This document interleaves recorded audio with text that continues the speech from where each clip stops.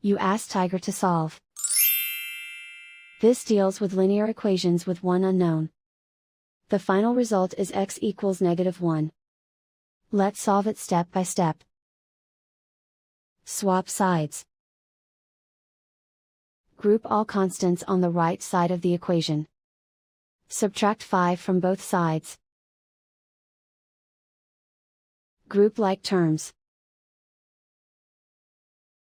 Simplify the arithmetic.